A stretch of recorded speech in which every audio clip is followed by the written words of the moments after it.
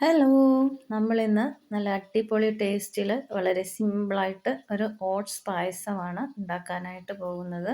ഇതിൻ്റെ റെസിപ്പി മുൻപ് ചെയ്തിട്ടുണ്ടോ എന്ന് എനിക്ക് ഓർമ്മയില്ല. നല്ല പായസങ്ങളുടെ റെസിപ്പി ഇതിൻ്റെ ഇടയ്ക്ക് ചെയ്തിട്ടുണ്ട്, അതുകൊണ്ടാണ്.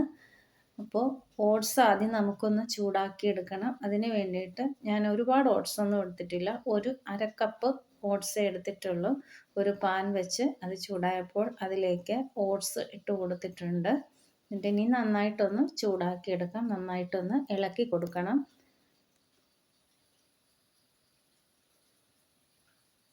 ഞാൻ പല ദിവസങ്ങളിലും ഓട്സ് കൊണ്ടാണ് ബ്രേക്ക്ഫാസ്റ്റ് ഉണ്ടാക്കാറുള്ളത്. അപ്പോൾ ഇതൊക്കെ കഴിച്ച് മടുക്കുമ്പോൾ ഇടയ്ക്ക് ട്രൈ ചെയ്യാറുള്ള ഒന്നാണ് ഓട്സ് പായസം. ഞാൻ ഏലക്കായും ഇതിൻ്റെ കൂടെ തന്നെ ഇട്ടിട്ടുണ്ടായിരുന്നു. ഏലക്ക ലാസ്റ്റ് ഇട്ടാൽ മതി. ഞാൻ ഇതിൻ്റെ കൂട്ടത്തിലൊന്ന് ചൂടായിക്കോട്ടെ എന്ന് കരുതി ഒന്ന് ചതച്ചിട്ട് ഇതിൻ്റെ കൂട്ടത്തിൽ തന്നെ ഇട്ട് കൊടുത്തതാണ്. ഇപ്പോൾ ഓട്സൊക്കെ നന്നായിട്ട് ചൂടായി കിട്ടിയിട്ടുണ്ട്.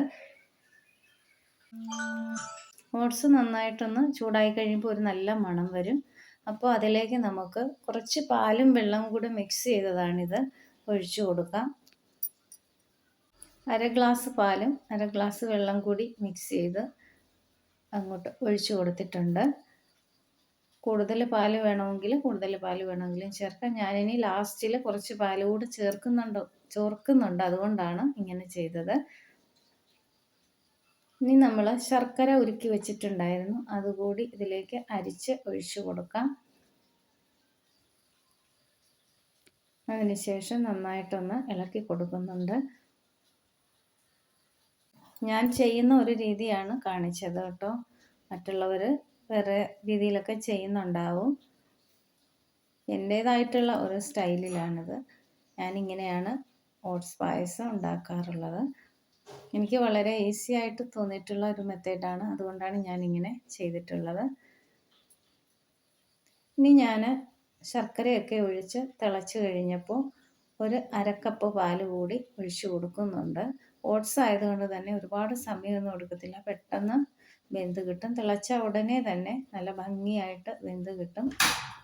നമ്മുടെ പായസം ഇവിടെ റെഡി ആയിട്ടുണ്ട്. ഇനി ഞാൻ കുറച്ച് കപ്പലണ്ടി ഇതിലേക്ക് വറുത്ത് ഇടുന്നുണ്ട്. നെയ്യിലാണ് കപ്പലണ്ടി വറുത്തിടുന്നത്. പാൻ ചൂടായപ്പോൾ അതിലേക്ക് ആവശ്യത്തിന് നെയ്യ് ഒഴിച്ച് കൊടുത്തിട്ടുണ്ട്. നട്ട്സോ കിസ്മിസോ ഒക്കെ ഉള്ളവർക്ക് അത് വറുത്തിടാം. എൻ്റെ കയ്യിൽ കപ്പലണ്ടി മാത്രമേ ഉണ്ടായിരുന്നുള്ളൂ, അതുകൊണ്ടാണ് കപ്പലണ്ടി വറുത്തിടുന്നത്. അപ്പോൾ ഇത് കൂടി കഴിഞ്ഞാൽ നമ്മുടെ ഓട്സ് പായസം ഇവിടെ റെഡിയായി. അപ്പോൾ ഈ വീഡിയോ കണ്ട് ഇഷ്ടപ്പെട്ടെങ്കിൽ എല്ലാവരും ഒന്ന് ട്രൈ ചെയ്ത് നോക്കണം. ലൈക്ക് ചെയ്യണം, ഷെയർ ചെയ്യണം, കമൻറ്റ് ചെയ്യണം. സബ്സ്ക്രൈബ് ചെയ്തിട്ടില്ലാത്തവരെ സബ്സ്ക്രൈബ് ചെയ്യണം. അപ്പോൾ ഇനി അടുത്ത നല്ലൊരു വീഡിയോയുമായിട്ട് ഉടനെ വരാം. Thank you.